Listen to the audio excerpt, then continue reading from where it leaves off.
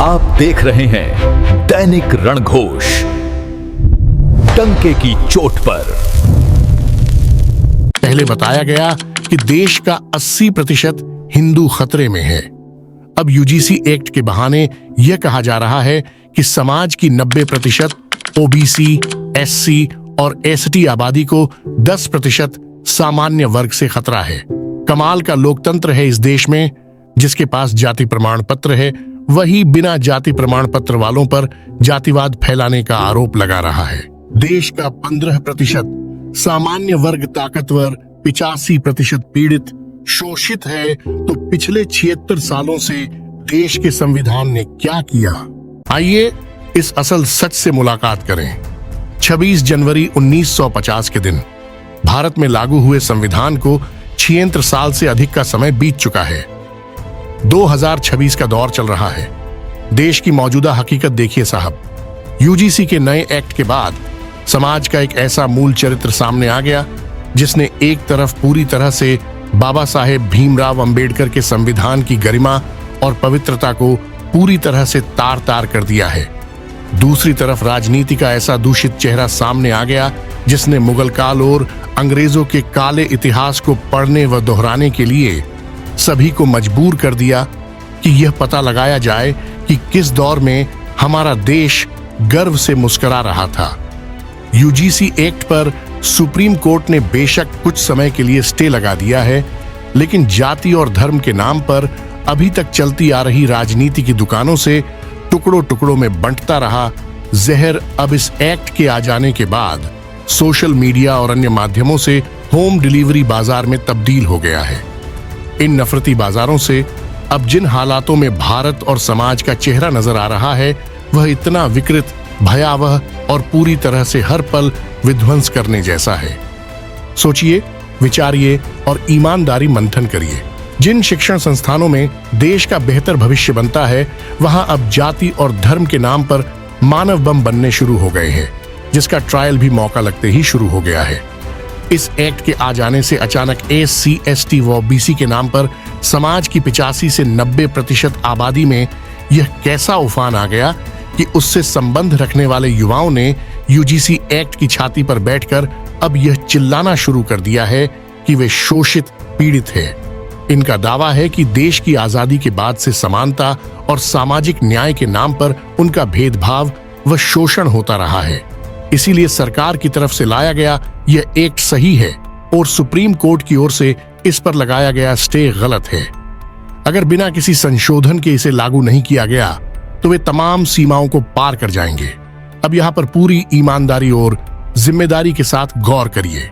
जब देश आजाद हुआ तो उस समय संविधान के मुताबिक समाज में अनुसूचित जाति व जनजाति से एक वर्ग ऐसा है जो उपेक्षित व पिछड़ा होने की वजह से समाज में समानता की मुख्य धारा से कटा हुआ है। इसलिए उसे आरक्षण व्यवस्था के तहत 10 साल की समय सीमा के आधार पर बराबरी पर लाया जाए। इस पर अमल शुरू हो गया।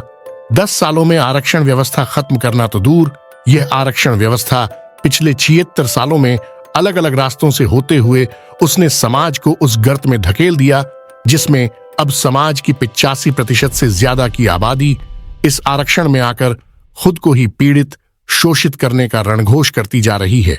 यानी जब देश गुलाम था उस समय समाज केवल एससी, एसटी समाज के आधार पर कम शोषित था, और आज यह शोषित व्यवस्था पूरी तरह से खत्म होने की बजाय 85 से 90% आबादी की शक्ल में खुद को पीड़ित, दबा, कुचला मानकर और अधिकार देने के लिए सड़कों पर उतर रही है।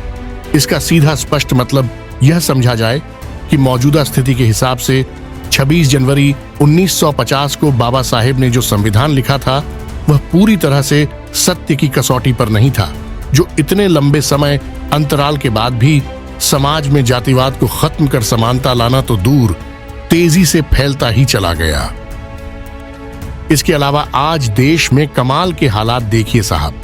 देश की राष्ट्रपति दलित समाज से, प्रधानमंत्री ओबीसी समाज से और अनेक प्रदेश के मुखिया भी उस 85% समाज से संबंध रखते हैं जो खुद को शोषित मानकर यूजीसी एक्ट के समर्थन में कुछ भी करने के लिए उतारू है।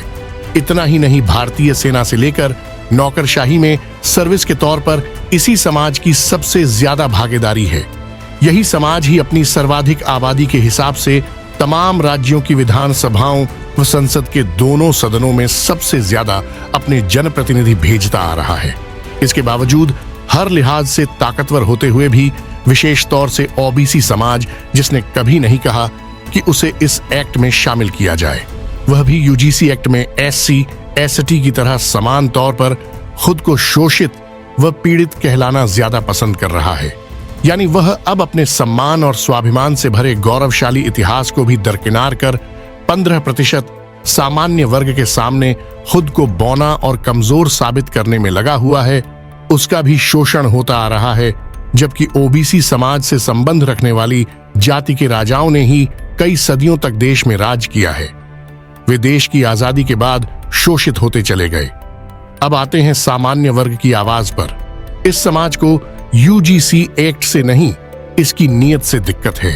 इस एक्ट ने पूरी तरह से बाबा साहेब के संविधान की धज्जियां उड़ाकर रख दी है, जिसकी चिंता करते हुए सुप्रीम कोर्ट को स्टे करना पड़ा और देश की सबसे बड़ी दलित नेता पूर्व मुख्यमंत्री मायावती ने भी आगे आकर इस एक्ट को समाज में जहर फैलाने वाला बताया। सामान्य वर्ग का सिर्फ इतना कहना है कि इस एक्ट के दायरे में आने वाले पीड़ित वर्ग की तरफ से अगर कोई सामान्य वर्ग विद्यार्थी पर झूठी शिकायत दर्ज करवाता है तो उसके खिलाफ भी कार्रवाई करने का प्रावधान इस एक्ट में क्यों नहीं है। दूसरा, इस एक्ट के तहत जिस कमेटी का गठन किया जाना है उसमें सामान्य वर्ग को प्रतिनिधित्व क्यों नहीं दिया गया। तीसरा, ओबीसी वर्ग कब से शोषित और पीड़ित हो गया, जबकि देश की अदालतों थानों में जितने भी मामले चल रहे हैं उसमें 90% तो एससी एसटी व ओबीसी वर्ग में एक दूसरे के खिलाफ चल रहे हैं। हैरान करने वाली बात यह है कि मौजूदा व्यवस्था ने इस एक्ट के माध्यम से एक तरह से यह साबित कर दिया है कि शिक्षा के मंदिरों में पढ़ने वाला सामान्य वर्ग एक घोषित अपराधी की तरह है, जिसके द्वारा ही आरक्षण लेने वाले वर्ग पर अत्याचार किया जाता है। इसलिए बहुत जरूरी हो गया है कि इस एक्ट के बाद सड़कों और सोशल मीडिया प्लेटफॉर्म पर जाति धर्म के नाम पर एक दूसरे को गाली गलौज करने वाले, हिंसा फैलाने वालों में से इस सत्यता के साथ पहचान की जाए कि इनमें से असली भारतीय कौन है। एक वो जो आरक्षण का लाभ लेने के साथ साथ यूजीसी एक्ट के तहत खुद को पीड़ित मानकर फर्जी झूठी शिकायत होने पर कोई कार्रवाई नहीं करने के प्रावधानों को भी सही मान रहा है। दूसरा वो जो आबादी में 10 से 15% की हैसियत रखता है, बिना आरक्षण या किसी अन्य सुविधा के अपने भविष्य का निर्माण करता है। इस वर्ग को यूजीसी एक्ट में एससी एसटी व ओबीसी समाज को पीड़ित बताए जाने पर कोई आपत्ति नहीं है। उसका बस इतना कहना है कि बाबा साहेब ने संविधान में सभी के लिए समान न्याय और कानून व्यवस्था का जो प्रावधान लागू किया हुआ है उसका सम्मान करते हुए गलत नीयत से झूठी फर्जी शिकायत करने वालों पर भी सख्त कार्रवाई की जाए, ताकि सामान्य वर्ग न्यायिक प्रक्रिया में खुद को सुरक्षित महसूस कर सके। इतना सब कुछ स्पष्ट होने के बावजूद इस एक्ट का समर्थन करने वाले समझने के लिए तैयार नहीं है तो समझ जाइए ये असल पीड़ित व शोषित नहीं है। इसमें एक बड़ा तबका लगातार आरक्षण का लाभ लेकर हर लिहाज से इतना मजबूत हो चुका है और वह बेहद ही चालाकी से अपने ही समाज के असली शोषित वर्ग को, जिसे मायनों में आरक्षण की जरूरत है, को इसका लाभ देने के लिए अपनी जगह छोड़ने की बजाय बेहद ही शातिर दिमाग से उसे सामान्य वर्ग के आमने सामने खड़ा कर रहा है, ताकि बहने वाले खून में नहाकर वह बता सके कि देखो, हम आज भी देश की आजादी के 78 साल बाद भी पीड़ित शोषित है, हम पर अत्याचार जारी है।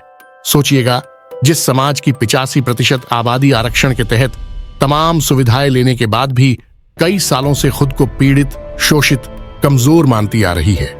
इन हालातों में देश को हिंदू राष्ट्र व विश्व गुरु बनाने का राग अलापने को क्या कहे, इस पर गौर करने का समय आ गया है।